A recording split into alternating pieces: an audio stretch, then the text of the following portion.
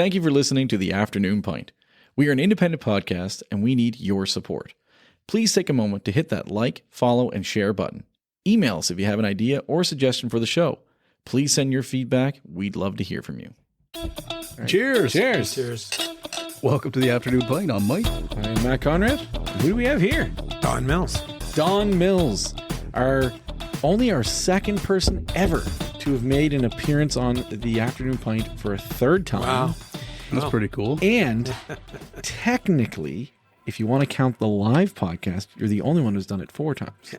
Oh, right. That's So there you are. Yeah, there you go. Yeah, the That's live podcast. That was cool. I mean, I'm sorry I wasn't there, Yeah, I Don. know. I mean, I know. I Missed had a last minute thing. I had to be in another part of the province, but gee, it sounds like it was a great success. I saw a lot of people quite happy about Yeah, that. no, So, some good responses. yeah, Lots of good responses. and congratulations to you on the reprint of your book. Oh, yeah, I know. That's pretty exciting for us, actually. The book has done, I'm not going to say better than we had expected, but certainly it's done well, and it still continues to sell. Which Towards is good. prosperity.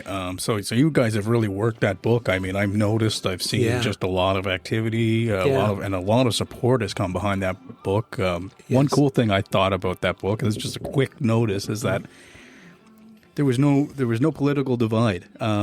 People were supporting that book on every side of the aisle, and I'm still seeing that support on almost a weekly basis, which is such a great thing, right? Yeah. When you can unilaterally just kind of all agree that we can do better things in our economy. Yeah, I think it helps that, we used a fair amount of data to support our points of view and recommendations. And I've always found throughout my career that when you have data on your side, you don't get as many arguments or people coming at you because they don't have the same data. Very cool. Yeah. The other thing, though, I do find, and I don't know if you experience this or not, but as someone who I look at you and I don't know how you consider yourself, but I consider yourself a pretty centered person, fairly neutral person. I find that when you are in the center, that you sometimes maybe get attacked a little bit more for your thoughts and opinions because both sides don't maybe not like what you're saying sometimes. Well, I've never held back my opinions, Matt. Yeah.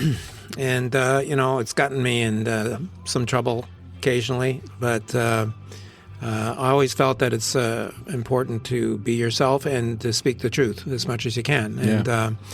And just to that point, I think that our region needs a little bit more truth-telling about kind of what we have to do to be more successful. And I'm going to continue to do that for as long as I can, actually. We touched on that a little bit in our last show together, and I think when you kind of really, I mean, there was something, I had a really great comment from that episode, and you changed their perspective on something, and it was actually when you talked a little bit about Alberta and how they feel and how we are, how much we produce versus how much they produce. And, Right.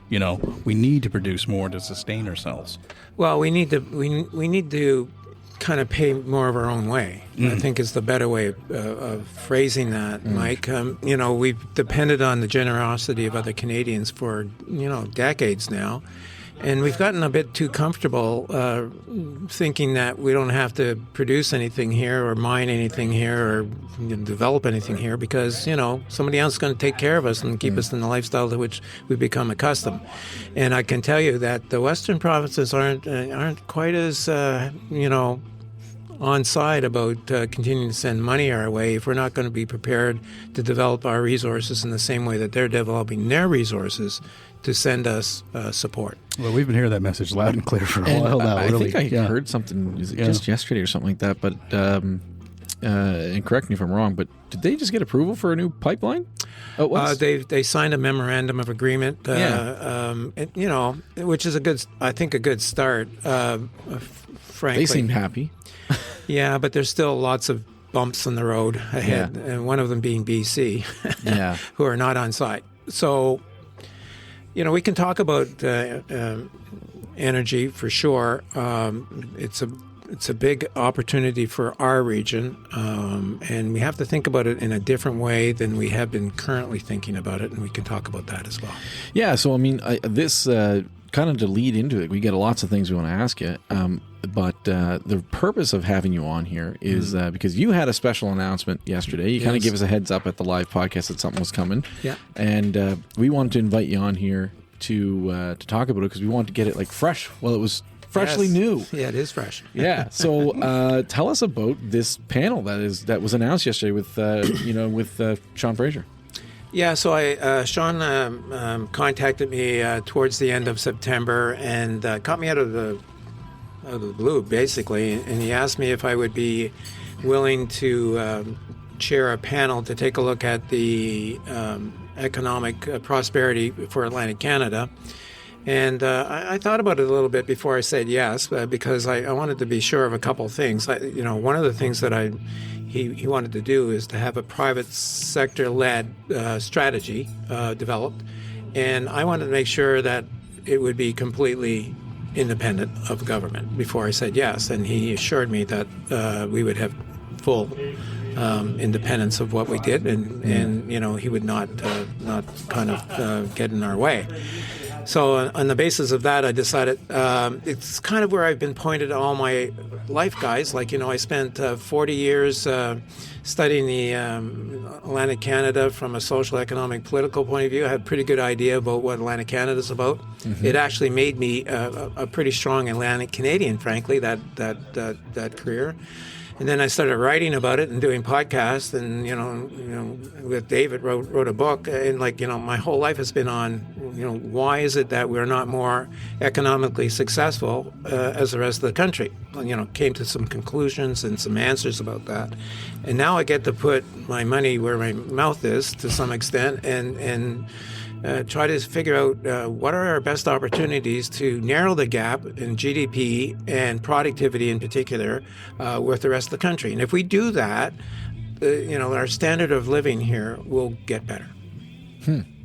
It's a promising premise. And that's so, to anyone listening, kind of saying like, okay, this is just like, someone might look at this as another study or another panel or whatever. Like, what do you feel is the big difference between this and anything that's been done in the past? Well, to my knowledge, in this region, it's the first time it's purely a private sector-led initiative. It's not a government initiative. Like if you think about the Ivany report, it was a quasi-public, sort of endeavor.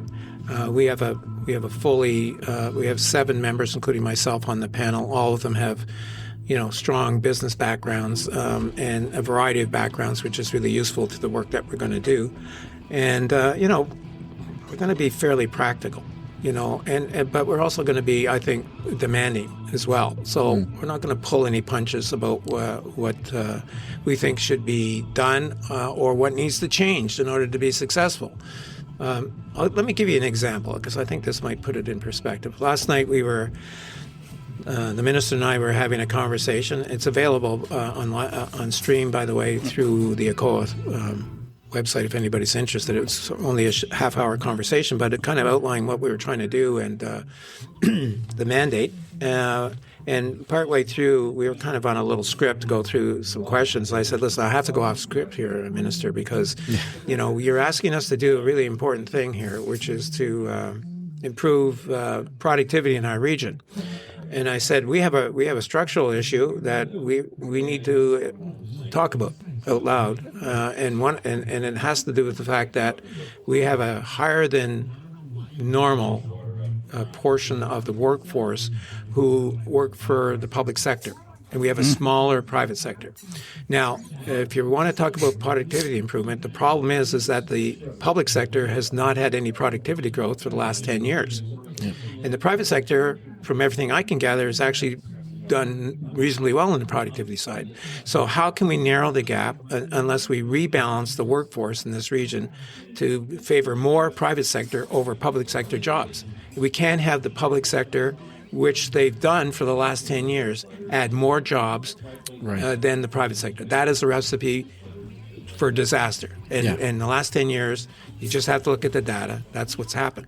And so kind of wanted to set the tone right away that we're just not going to talk about where the big projects are that can make a difference, but what actually has to change from a policy point of view and from a fiscal point of view to be able to realize our goals.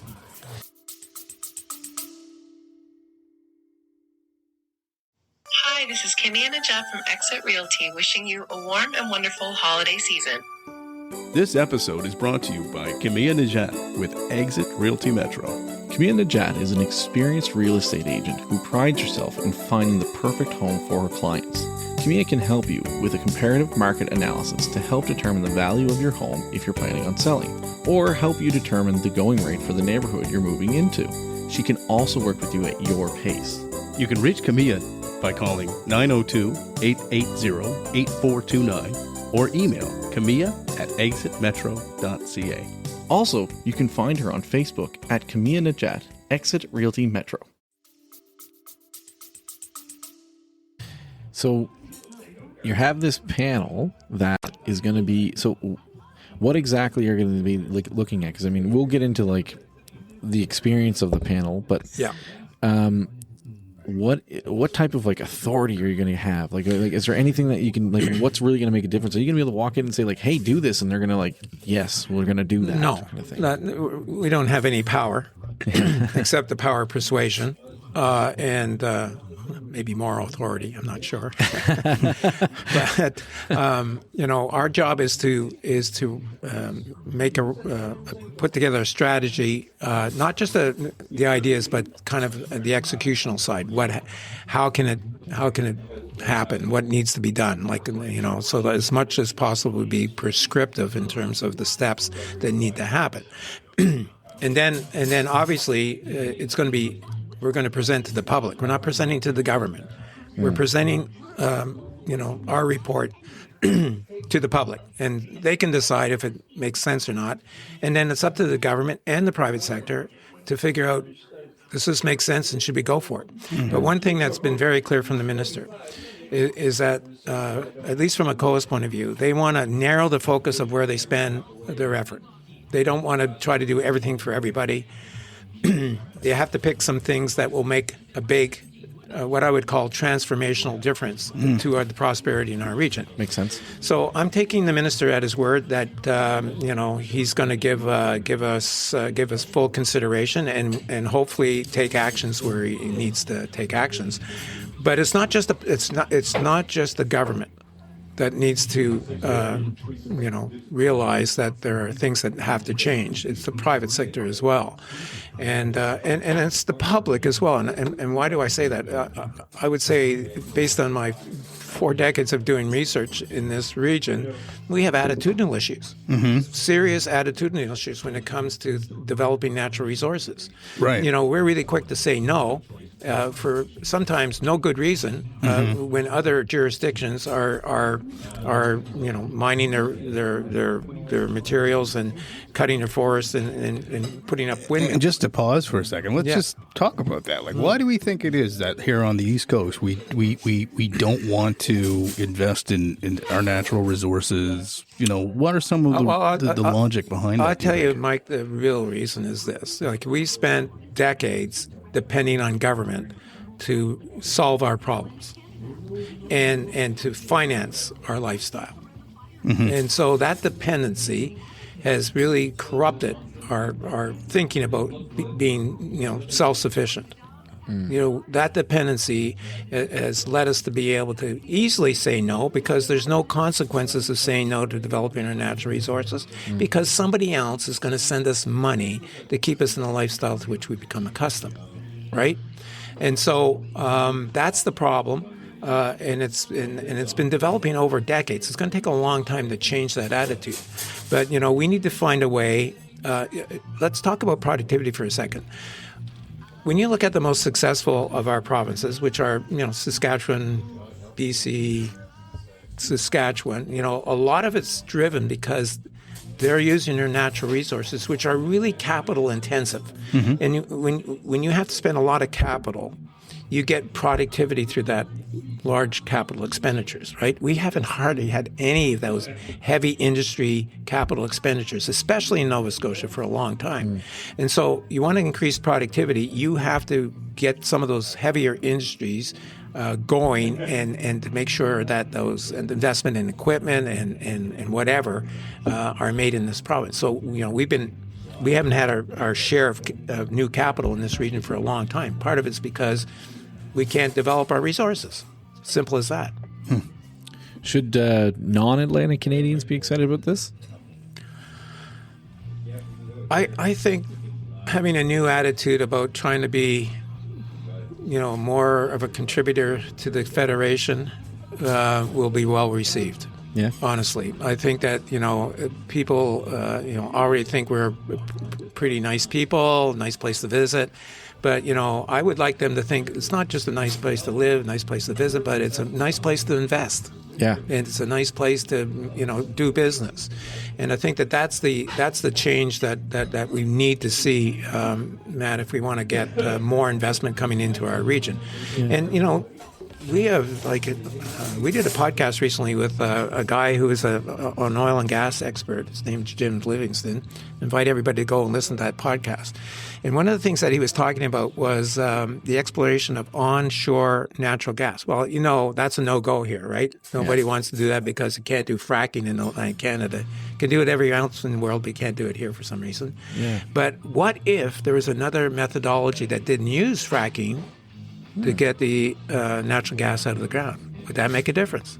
And he has another methodology that does not use fracking, which takes away most of the arguments that people have about contamination of water, which doesn't happen, and earthquakes, all that is taken away. Now, would that make a difference in developing the natural gas reserves that we have here, which are significant, by the way, and proven? I forget what the measurement is, but in Canada today, they need 1 million kilobytes of natural gas, whatever the determination to heat all the homes using natural gas today.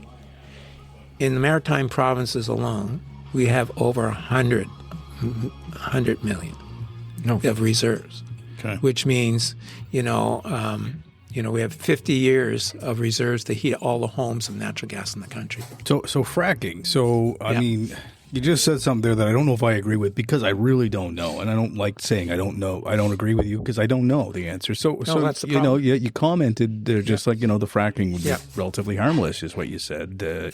I didn't say harmless. Okay. What I'm saying is I'm trying to understand that to make so sure what, I get it what right. I'm saying is that in other parts of Canada and across the United States, they've used fracking for decades, with very little recorded issues with it. Now, there is some potential of slight earthquakes. It happened on occasion, and well water effects. There's no well.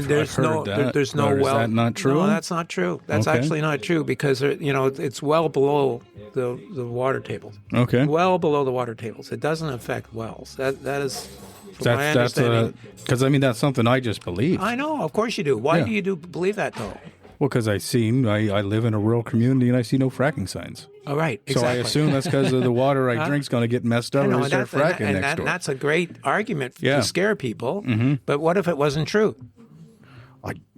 I mean, it's great, and I'm glad I brought it up because what? I'm sure serious. A lot of people feel like me right now. Yeah, no, but we see these in our communities. When you go to a small community, that's one of the first signs you see is no fracking, but and no robots. That's a new one too. I like that one. Good. Yeah. But how about doing your research? How about looking at the literature? Right. Before you make that assumption. This is one of the problems we have in our society. We have special interest groups that are very well organized to stop stuff. But who are the counterpoints of promoting things in our society? It's usually the proponents of whatever the development is. It's not the average group of citizens say, "Oh yeah, we need to frack, we need to do natural gas." It doesn't mean that they're against it, but they're just not going to speak up for it. So it sounds like everybody's against it. This is what I did in my life. I looked at, public opinion on issues, and what I found is this: is that quite often it was the vocal minority that kind of got the attention, and the silent majority, it is an actual fact, are silent and did not express their opinion. And by the way, let me give you another example. But influence is passive. I actually probably fall into in the silent majority. I probably fall into that because I don't have a hard really stance either way. Because again, I don't know. I'm not a geologist. I don't know, right? So my thing is like I think we should be exploring our natural resources because I think that is something that we can do to bring prosperity here, and we want people to buy that stuff. And new money coming from around the world coming here makes us richer and better, right? 100%. So I love that side of it. The other side of it is like I don't know enough about like what could happen if it causes earthquakes or sinkholes or I don't know, right? Right. I don't know. So for me, that's my thing is I'm the kind of the silent majority of like I don't have a hard stance. Let me give you a couple of other examples. Yeah. Okay, if you don't mind. So uranium. Okay. Yeah. We have uranium in this province. There was been a ban on uranium mining since the 90s, 1990s. Somehow I forget the exact date. And of course, we couldn't have nuclear power. Right. Well, really? I mean, Saskatchewan, one of the major miners of uranium, has been doing it for like 60 years without any harmful consequence. We have a Canadian province who has figured out that they can mine uranium, and it's perfectly acceptable in the population of Saskatchewan. That's the difference. Here we ban it. We can't even look for it. We can't do anything about it. That's been lifted now, though, hasn't it? It's been lifted, but you know what? No one's coming here yet. No.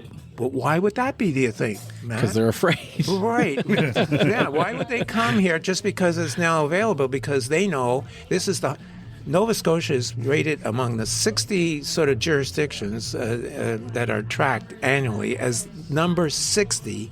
Wasn't it 59? 59. Sean Fraser made that joke last night. We just all ahead of New Brunswick this year, man. It was New Brunswick that was 60. Okay. Okay, sorry. 59. You got to tell your co-host, David, about that one. Yeah. So New Brunswick and Nova Scotia, last and second last in terms of preferred jurisdictions. It's crazy, though, eh? Now, think about this. Newfoundland is rated number 13. Mm-hmm. Wow. Now, why would that be, do you think? Because we're smart people. I come from a very good bloodline of intelligent folk. No, they're practical, and they have good. They have a good regulatory environment relative to Nova Scotia and New Brunswick. I thought it was that half an hour head start. That's what I thought. It might be that too. It might be that too. But no. I listen. So I'm with you. I think, and I mean, I also think the offshore wind stuff that we talked about in the last episode. I think that is something we need to explore. Uranium, I'm with it because that is the other side of it, where I know other places do it.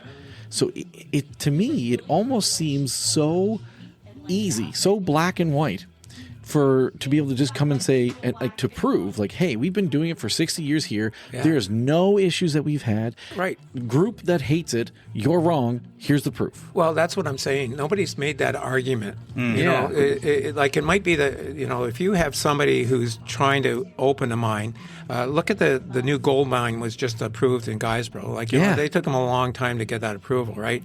Well, they have to go so many hoops, so many years before they get to it takes real, sort of strength of character to keep working on it. Like the average mine from the time it's discovered to the time it gets into production in Nova Scotia is 17 years. Wow. Now, what if you were just what if there were no rules? Would that process move along? There should always be rules. No. But would there be? How could they expedite that process? I guess. Well, they could expedite it, like in Nova Scotia, as I understand it. This is what Sean Kirby, the executive director of the Mining Association of Nova Scotia, said to me, is that in Nova Scotia, there's not one department, but two departments that you have to get approvals for to open a mine. Okay. We're the only province in the country that needs 2 departmental approvals. What does the first group do differently from the second I have group? no idea. Okay. I have no idea.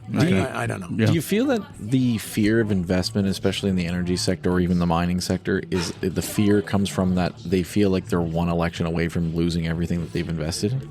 Well, you need to have certainty when you invest. Yeah. And especially when you have long lead times, like development of a mine. I just talked to a guy before I came here today who has an idea to open a copper mine in Cape Breton. And, because of where it's located, one of the challenges with mining usually is, getting energy and water and a road into the mine. Well, he has a site that has all those 3 close by. He said he could actually be up and running in 4 or 5 years, which is really fast.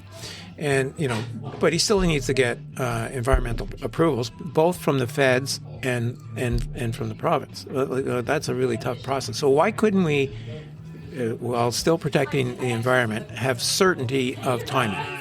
You say once you get your application and it's going to be processed within this time frame, and it's clear and it's transparent and there's no delays. Yeah. That would help a great deal. So certainty of the process would make it easier to invest here. We don't have that right now. Do you feel that, and maybe this is too long ago, but do you feel that the mining disasters that we've had that were such a big deal in in 80s, 90s, whatever that we've had, do you think that factors into anything? Because we have an older population that might still remember. That's a good question. Yeah, actually, because it probably would sink into the psyche or the cult fabric. Well, of certainly the culture. Westway disaster was an undermined mining. You have to recognize we don't do a lot of underground mining. It's not the old. It's all surface mining, and it's very different than in the past. Do you think people know that though? No, they don't. This is my point. When you say mine, I think of Minecraft, like the guy down in the cave with the pickaxe. Right? No, but it's mainly surface mining, quarry mining kind of thing. Okay. And here's the thing that I want your audience to understand: when you get a permit to do a mine, you have to put a bond down to remediate the site afterwards. Right. That's new.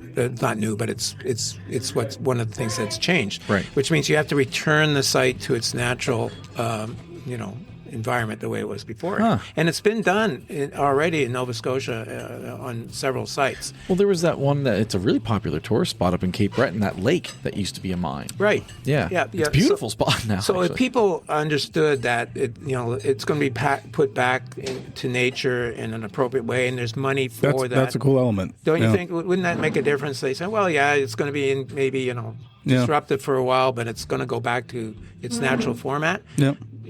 That's something a lot of people don't know. Cool.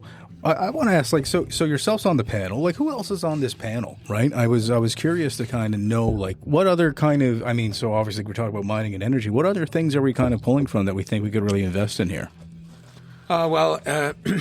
So, we have a cross-regional representation on the panel. We have Scott McCain, the chair of McCain Foods. So he brings the global perspective, scaling perspective, which we think is important to panel discussion. We have Kathy Bennett, who was Minister of Finance at one time in Newfoundland. Before that, an entrepreneur, and now a venture capitalist. So bringing capital to the region is going to be kind of a big deal. We've got Joyce Carter, the CEO of fantastic. Yeah, that makes sense. HIA for transportation, which is, so we've tried to put people together that bring some expertise, business and some diverse backgrounds there too. Yeah, That's we're cool. trying to make sure we do that. And by the way, one other thing that we're going to do that I think is important, because I insisted on a small panel. I didn't want to have 14 people. No, it's hard to move. It's just too unwieldy. Yeah. Even 7 with 7 strong personalities, it's interesting, conversations already. I noticed the afternoon pint got left off that though. I know. Jeez, you should have had a pub consultant. Yeah, exactly. One guy. No one's going to understand that. Experts. So one other thing that we're going to do, guys, is which I think is really important, is we're going to develop an advisory council. Okay. For people who can add specialized expertise. So, we've already kind of identified some starting sectors that we want to pay a lot of attention to. Energy, big time. We've got a lot of energy opportunity. We want to take a look at defense with what the government's committed to in terms of government spending on defense. It's going to be pretty important. We're going to look at ocean or blue economy issues, which we have a special sort of relationship to the ocean here that we want to take a look at that and critical minerals. So that there may be other things, but those are the big, what we call big bucket opportunities.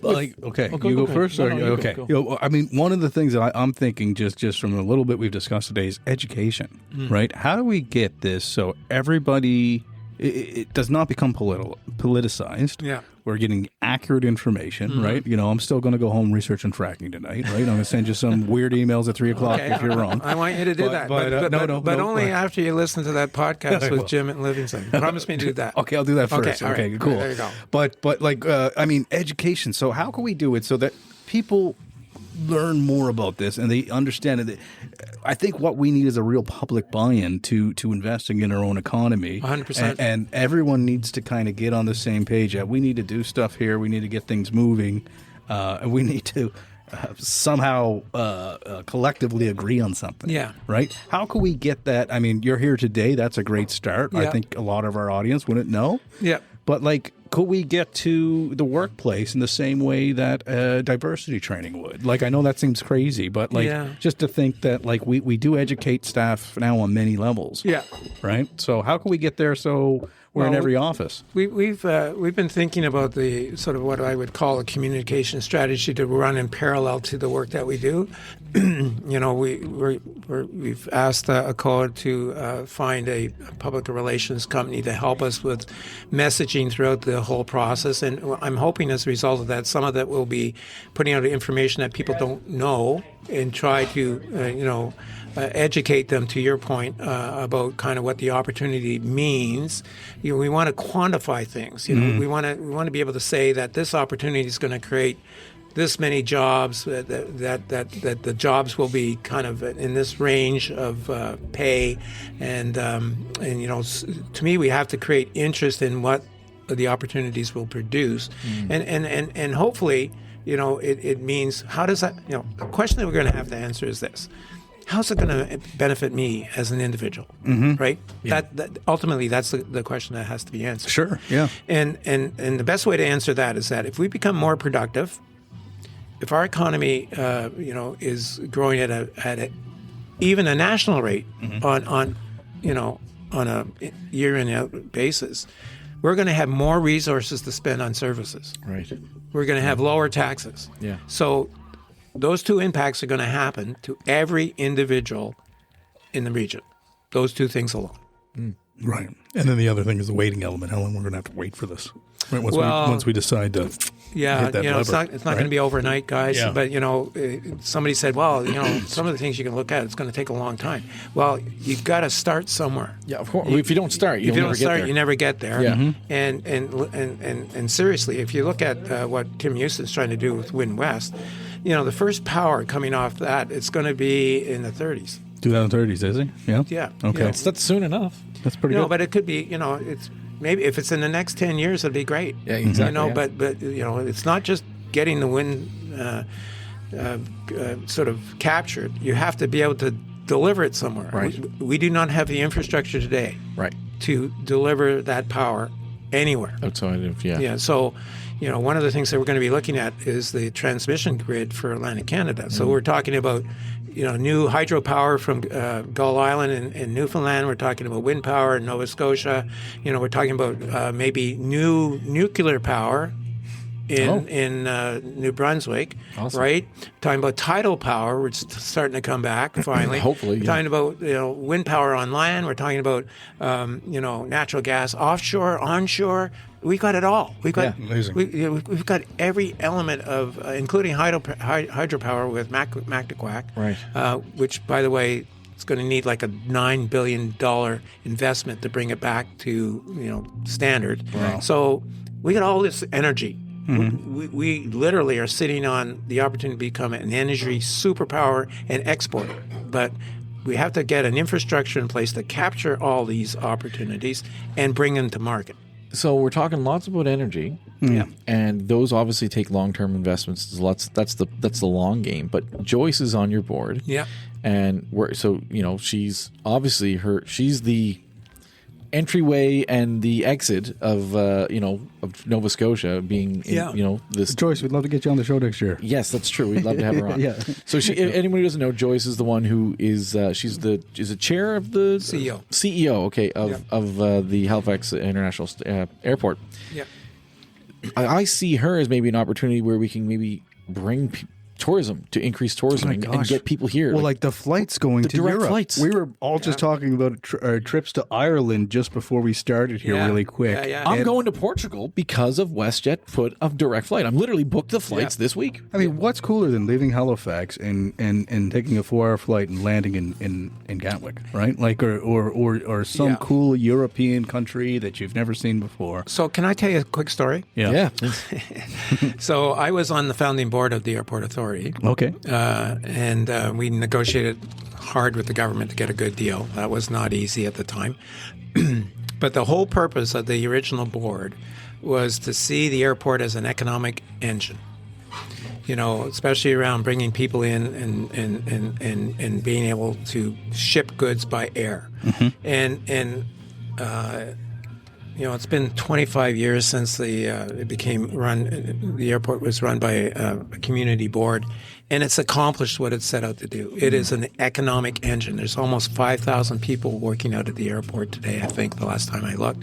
And it generates couple $2 billion of economic activity because it's we're shipping stuff in the bellies of the plane, right? And now we've got a really pretty good airport. You look at they've invested $1 billion in that airport since it was taken over. That would have never happened under the federal government ever. Right. So now we have a true international airport. Joyce and her team are doing a great job expanding the routes and building the traffic because it's not easy. It's not easy to build traffic. And some of it's still going to be seasonal, obviously. Yeah, but nonetheless, we're now more directly connected than we've ever been to the world. Yeah, with some of the cheapest flights in the world to Europe. Right. Like, and like if we need to send if we want to send seafood to Europe, right, it's going to go, some of it's going to go in the belly of the plane. So that's what it is. That was the other thing. There's tourism, and so that's why I was saying the entryway and the exit, because there's tourism. Obviously, people who want to come here, they have to come through our airport and then explore our region. But then there's also the amount of we have the best way we could help local entrepreneurs is get their goods to not just Nova Scotians, but to Europeans and whatever. Right. So I'm working with the Bermuda Air. Okay.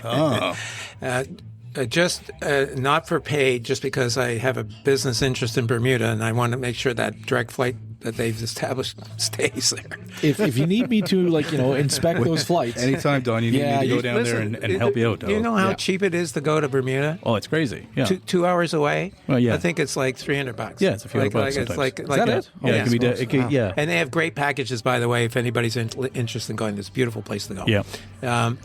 But, I've already been talking to them about, they have restaurants that are looking for seafood for the restaurants. Their grocery stores are looking for fresh seafood. And they're looking to get away from the U.S. Well, if we got a 2-hour flight coming from Halifax, and we've got planes now flying there 3 times a week. Right, yeah. Can you see what the opportunity is? Yeah, exactly. I totally see it. Just put the airport down to Sambro, and we'll just fly the lobster right from the dock. Oh, you could do that. Yeah. Good luck. So, with some of those things, is there anything since you've built this panel? Yeah. You obviously have an idea of where you want to go, but do you think there'll be any surprises of what could come from here? There's always going to be a surprise. One of the things that. One of the challenges, guys, that I really want to mention is that, we're looking at this as a pan-Atlantic sort of exercise. We think there needs to be a lot more collaboration, cooperation in the region. So let's get back to energy just for a second. Now, everybody's got a big idea in terms of energy, basically. And, we can't fund everything at the same level. The federal government can't do that. But one of the things they might be able to do is help us with infrastructure to put the transmission facilities in to get whatever energy is being developed to market. Right. That would be a big contribution. But only if we collaborate. You know, if everybody's fighting for their own little piece in this region, we only have 2.6 million, people. We've got to figure out how to work together better. And that's going to be one of the challenges of the panel, to see if there's a way of getting that to happen. Okay. Yeah. You mentioned the federal government, so this is kind of a good segue actually for this. I'm curious to know what Don's overall opinion of how the feds have done this year. I mean, obviously we had a leadership change. Yeah. And I feel, I know not everyone does, but I feel that leadership change actually has been made drastic changes in our government this year. How do you feel they've been doing so far this year? Well, personally, I like what Carney's done. I think he's viewed internationally as being much stronger than Trudeau. More substantive. He knows what he's talking about. Yeah. And you could see that at the G20 meetings where, with the absence of the U.S., Canada played a very prominent leading role in that. And it shows that people respect our prime minister. Mm-hmm. And, he seems to be signing these trade deals with, all the time, with people every other day. He was just in Dubai. Now, whether or not it's real, it remains to be seen. But the fact of the matter is he's sending a very strong message to the U.S. Yeah. That's what he's doing. He's saying, you know what, guys, we have options. And they're not maybe as good as the option that we have with you, but we need to diversify our trade. Yeah. And if the U.S. comes back and we've got all these other trade deals in place, what does that mean for Canada? It means we're going to be booming. Huge, yeah. So he's putting in place the building blocks either to get through the Trump administration. Survive or prosper. And by the way, the economy, if you think about it in Canada, it's not tanky. It's not as good as it was, but it's not terrible, So I look at those two factors and say, he's given confidence to the business community for sure. Mm-hmm. His major projects approach, I think, is long term, going in the right direction.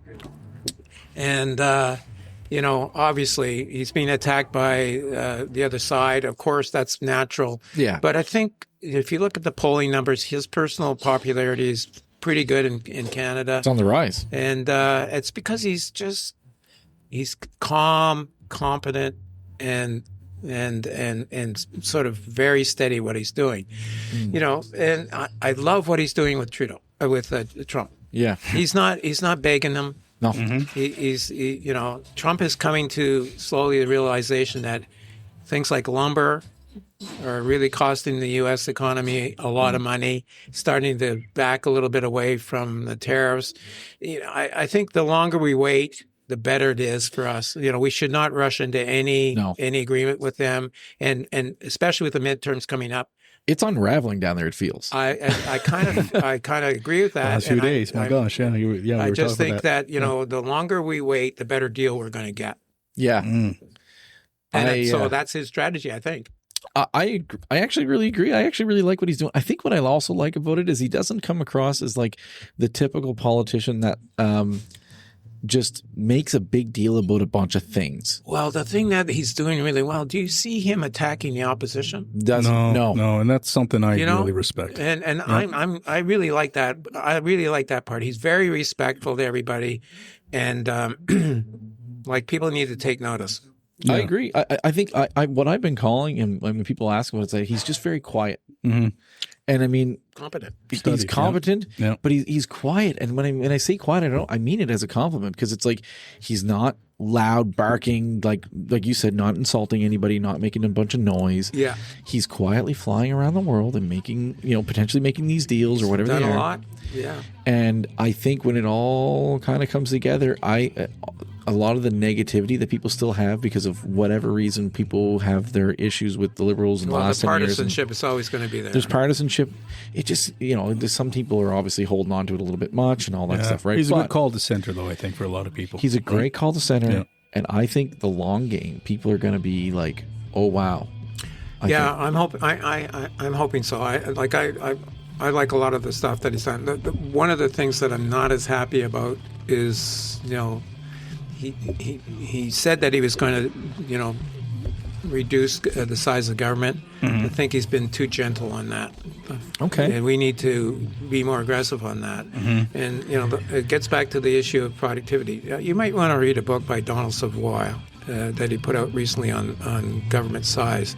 And one of the things he describes is he says there are poets and plumbers working for the government. And I said, and when we did a podcast with him, I said, what do you mean by that? He said, well, the plumbers are the people who take care of serving Canadians. Right. The poets are the ones who make up the policies to make life, what it is in Canada. He said right now in the federal government, there are 70% who are poets and only 30% who are plumbers.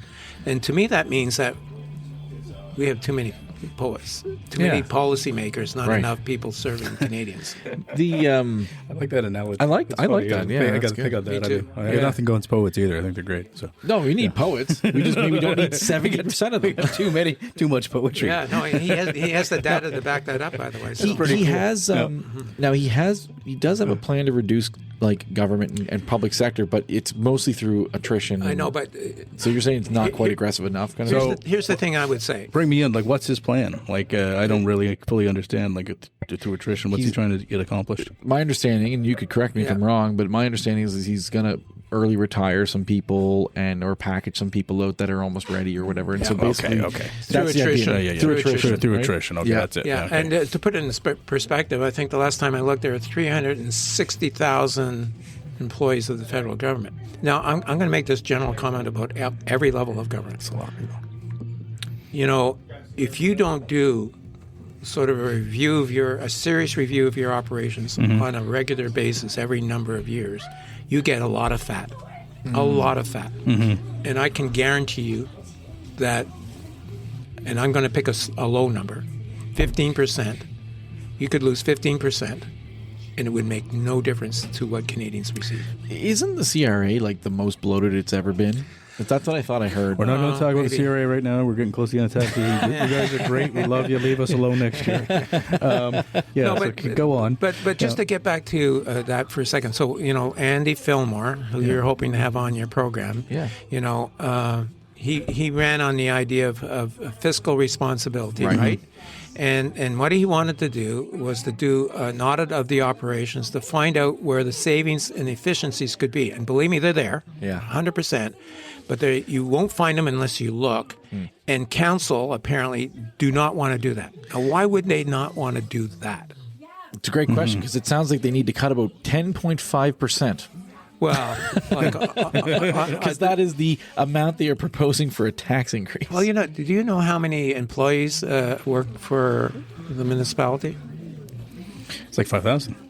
Very close to 5,000. Now, London, Ontario, city of almost exactly the same size, they have 3,000. Oh, wow. You want to ask why do we need so many more here? What do we have, more hills? What is it? I don't know. I mean, is that because bus system, we might do different things than what they do there, right? Our bus system doesn't even compare to their bus system in terms of efficiencies. Yeah. Their bus system costs the municipality way less because it's properly run. That's a whole other rant I would go on too, because when I ran for council in 2020, I wanted to pick apart the Metro Transit. That's a whole other thing. That's another thing. Another topic for another day. Push that to 2026. See you later. Yeah, 2026, exactly. So what do you think? So obviously federal government, you're going to have all levels of government involved in this. I know it's a federal kind of working panel. I'm not really interested in talking to governments. Okay. Honestly. So how are you going to get your message out to people? No. But I said this to Sean. This is not we're going to consult with everybody who has an opinion. Yeah. We're going to consult with people who can make a difference economically. Right. Okay. And that's that's the difference. It's not an Ivany approach, which I have nothing bad to say about that. It was meant to be a broad consultation of everybody, make sure everybody had a voice in this. This is economic development. Right, and we want to talk to people who actually can make a difference on economic development. So we'll be talking to everybody, like the economic development agencies, and we got a lot of them. We got more than you can shake a stick at in this region. We want to talk to the business community through the chambers and trades of boards of trade, of course. We'll be seeking from them really something different than what's the big opportunity. We'll be seeking from them what policies need to be changed, what regulations need to be streamlined to make it easier to do business here. So that's going to be another sort of initiative. We're going to be speaking to all the various sectors directly about what they see as their big, economic opportunity and what needs to be done to realize that opportunity. So we're not going to be in every church hall listening to the various groups who have an opinion. Yeah. They can write me. And I'll look at it, but we have a limited. We only have basically 10 months. Yeah. Like we've given a very short period of time. We have to be selective in how we do the consultative process. So you're going to gather all this information, and are you just going to are you going to hand it off to government, or are you going to publish it publicly so people can go through it? It's going to be publicly released. We're not going to. Yeah. The government will see it at the same time as we release Everyone it. As far as I'm concerned, that's the best way to do it. Yeah. That's the transparent way to do it. And we'll live or die based on what we come up with. Right. Yeah. Great. Do you think the panel will have anything to say about like affordability and things like that? Or is it just focused on economic development? Well, there's obviously other impacts of, one of the things that David and I have talked about both in the book and in our podcast is, we need to grow under control. Especially from a population point of view, we need to be able to services to keep up with the growth. And, David and I argue about this all the time. I think it's maybe 1.5% population growth we can manage because we've done that in Canada for 60 years. 3% is probably too much. So that's a policy decision. But one of the challenges that we're going to have is that if some of these big opportunities, economic opportunities, are to realize, we're going to need thousands of jobs. Yeah. Like somebody told me, Kathy Bennett was saying that the Gull Island proposal, they're going to need 10,000 people to develop that next hydro project. Wow. And so where are those 10,000 people? Yeah. They're not in Newfoundland today. Right. They're not there today. And so that's just one major project. So the whole issue about there's going to be a challenge between our labor requirements to get these big ideas, operational, and then managing, the housing issue, the medical health issue, the school issue. We have to plan for this now. Some of these things are going to take a while to develop, so we have time to ramp up. But the problems of growth are a lot better than the problems of decline. Right? Like I'd always rather have growth versus decline.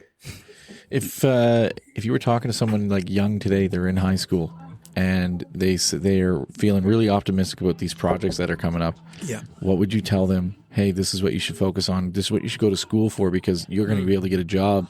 Boom, like right now. It's a dangerous thing to say these days because things are changing so quickly. Fair enough. But what's popular today could change. But I would say this, and I think that this is something a lot of people have talked about. I really encourage people who have, an inclination to skills training, to do skills training.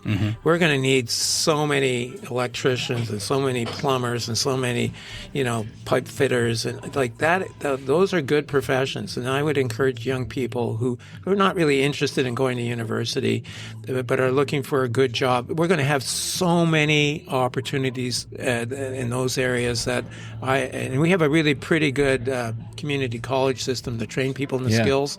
Thankfully, so we have the, the institution in place. And I would encourage parents, by the way, in particular, don't force your kids to go to post-secondary if that's not their interest or their what they're interested in doing. Allow them to find another kind of employment. And I think skill trades are really underrated. Well, we need them. Yeah. I guess for there's a lot of. I guess the buy-in for this is that because you guys are the panel is going to be released and everything, but you got to make sure people are listening to it. There's a lot of government mistrust. How do you think that what do you think that the government can do, like top priority, to get that trust from people? Well, I think, the major project approach that the government has taken, I think provides credibility that they're willing to do big things. That's a start. And, they've identified the Siston mine in New Brunswick as a major project issue. That sends a message to the province that mining is good. Right.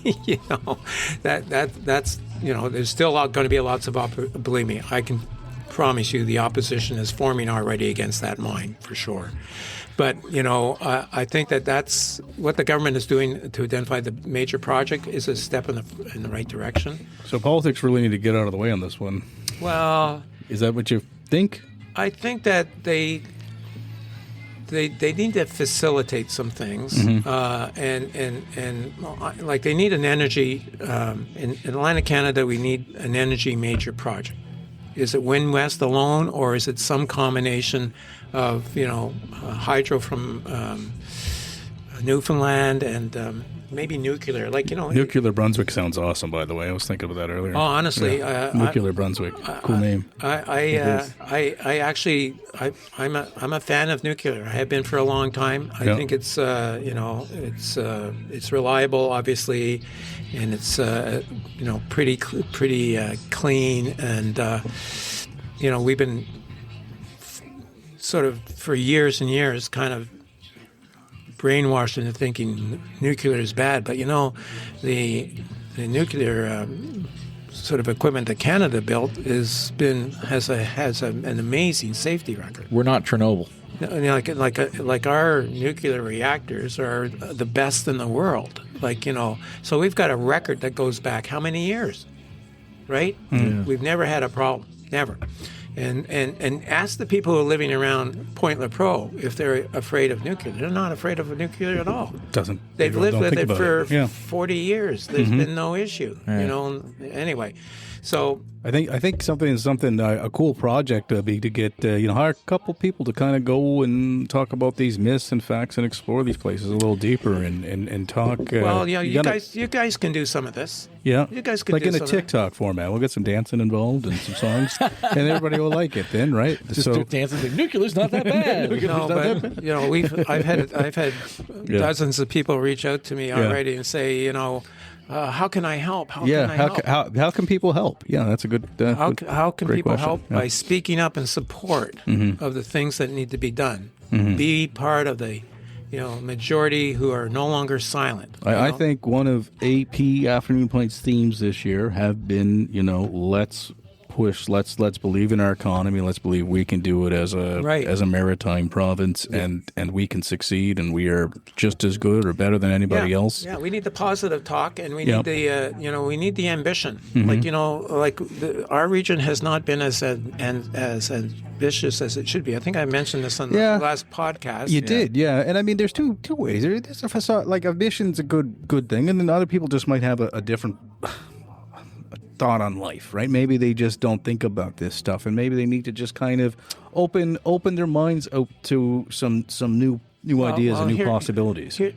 Mike, here's one of the challenges. Demographics are playing against us right now. We have the oldest population in Canada, and I'm in the category of being in the older group. Yeah, and you're also in the category of the fact that you're still working this hard, right? A lot of folks, get into their later years, they start to relax a little bit. But what does that do to your attitude about development? Yeah. You know, if it doesn't affect you, you don't need a job any longer, Right. and you don't That's- need yeah. to worry about things anymore. You're not going to be supporting, you know, the development of a mine 2 kilometers down from your house. You know what, Don, I Right? totally agree with that. That's the same thing that when we rolled out the daycare like program, Yeah. I saw so many people saying like, I didn't have that when I was, so who cares? Right. And it's like, you know what? What if we cured cancer tomorrow? So we should just not cure cancer because you didn't have the cancer cure back like 5 years ago? Right. Like, that's a really stupid mentality. It's selfish. Yeah. It is. But you know, we have a higher percentage of that older demographic who really are out of it in terms of being in the job market. Right. They don't have the same concerns about that, about the future of the, you know, the province or the region. So that plays into it. Like, you know. I was at a house party the other week, and people, you wouldn't believe how many people tell me they don't read the news anymore. Like, I mean, you know, it's like they're like, and they'll tell you, they'll say, Don, they find it too stressful, and I don't find it stressful. Well, I'm glad you raised that issue, Mike. Yeah. Because we have never had such a weak media as we do today. It's completely absent. It doesn't do any critical thinking. It doesn't, you know, like. No wonder people aren't listening or watching anymore. Podcasts are the strongest form. They're growing, and you're able to talk about stuff like this. Podcasts arguably aren't research journalism, and sometimes They're that not. And I mean, I could talk about that for a long time, so I don't want to talk about it because I'll probably say something wrong. I mean, I am disappointed at the state of where journalism is and where we are, and seeking information and seeking truth. Yeah. You know, and working together. I said so. The other theme of the show this year was kind of bringing people in together and. So can I give you Yeah. an example of how Yeah. weak our media is? Sure. The announcement last night was important. Mm-hmm. I think maybe in the realm of things, not that significant. I haven't had one journalist talk to me about it. Yeah. Wow. Except And for I've- us. Well, except, are you, Swoop in afternoon pint. The Bozo gang are you here. guys journalists? I don't know. No, we're not No, we're journalists. not. We're far from it. sorry. Far from it. We like to drink beer and ask questions. I would have said different things. So you know what? So that actually, that's a good point. That one of the questions I wanted to ask is like, how are you guys going to get your message out, and how do you help Atlantic Canadian? Like, how do you interpret those things that you guys are going to talk about, so that the typical average Atlantic Canadian can understand?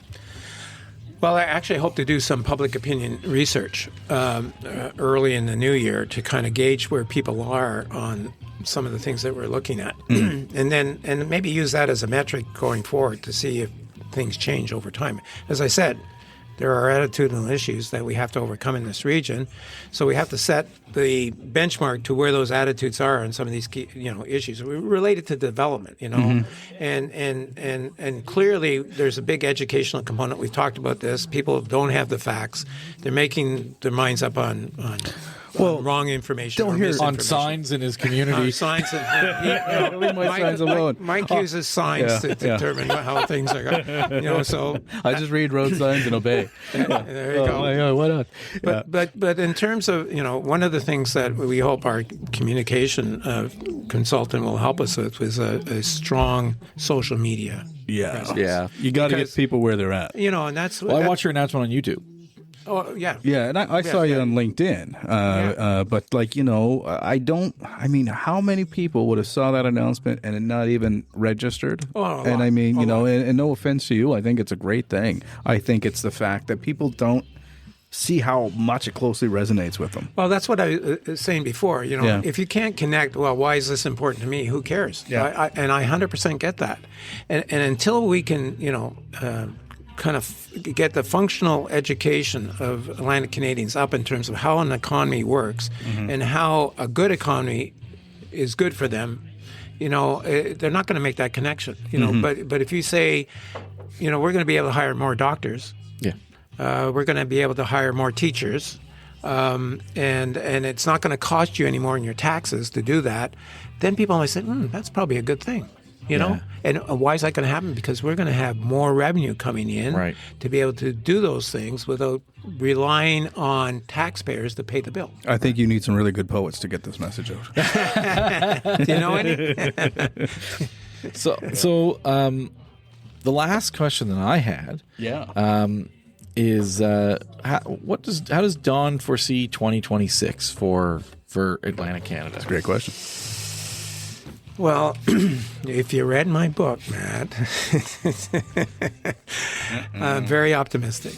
Okay. I'm very optimistic. Great. I'm particularly optimistic, and I think I mentioned this to you before the last time, is that, we've done a lot of work with the startup communities and the incubators and accelerators across Atlantic Canada. And one thing has come through really clear is that the ambition of today's young startups are different from my generation. Oh, yes. They are thinking only about national and international markets, and that's all good, because if they can build stuff here and sell it somewhere else, that's going to be really good for us. It's great. So their ambition is really good. And the other thing is that and this is something that I'm excited about, is that the percentage of the startup that are coming from newcomers to our country is really important, because those people have a high risk tolerance and they have high work ethic. That combination is really something that we've kind of been missing in this region for a while. So we now have an ambitious, outward-looking group of younger generation in business, creating businesses. I've seen this firsthand. By the way, like I can see it, and I know you can see it in the environments we work in. Yeah. We can see a more ambitious generation all of a sudden that's just kind of with a attitude. They're happy to be there, right? No, which it gives me, which is what you need, and that's right? what's made me very optimistic. And it's one of the reasons that we wrote the book, because we were seeing these changes that we didn't notice before. You don't see it until you get into it, obviously, a little bit, because all these young people are working, behind the scenes. I joined the Creative Destruction Lab recently, and had my first experience a couple months ago, and I was just really blown away by the ideas of these young people and the ambition that they show and how well organized and how smart they are. It just made me think, wow. And they're staying here to do it here. Right? That's the big thing. They're not going somewhere else. Now, they might go somewhere else when somebody says, oh, that's a good idea, I want to buy them. But up until that point, it all stays here. Right? And so that gives me great encouragement about what's going on. I really hope that our government levels get their fiscal house in order. I think it's disgraceful what's being done, both at the municipal level and the provincial level. We're burdening the future with the debt, and the debt is costing us a lot of cash that could be used for other things. So, do you think the recent budget federally is a good investment, though? Good. Do you think that's good deficit? I think there was a need for spending beyond a balanced budget. I would like to have seen it offset a little bit more aggressively. There are programs being done by the federal government right now that are not doing anything for anybody. Right. They could be completely eliminated. That's fair. And nobody would know that it made any difference. And like trading how some of the current budget is being used to some new spending rather than finding new money to spend on new things is what I would like to see a better balance of. And I just don't think there was enough aggression on that side. Mm-hmm. That's fair. Mm-hmm. That's pretty fair. So that's honestly, that's everything I had. I'd like to cheers to you. We'll do one thing, because it's going to be 2026 is over in we only got a few episodes left for a year. Yeah. So what's your New Year's resolution? We'll completely change it up. Wow, I hadn't even thought about that, Mike. It's a little too early. I usually think about that at midnight on the last day of the year. Oh, okay. You know what? I'm going to do more of the same. More of the same. All right, so another episode of the Afternoon Pint. Hey! Cheers. Well, we hope to see you again next year. And we'll check in. Thank you very much. This was great. Thank you. Thanks, guys. Enjoyed it.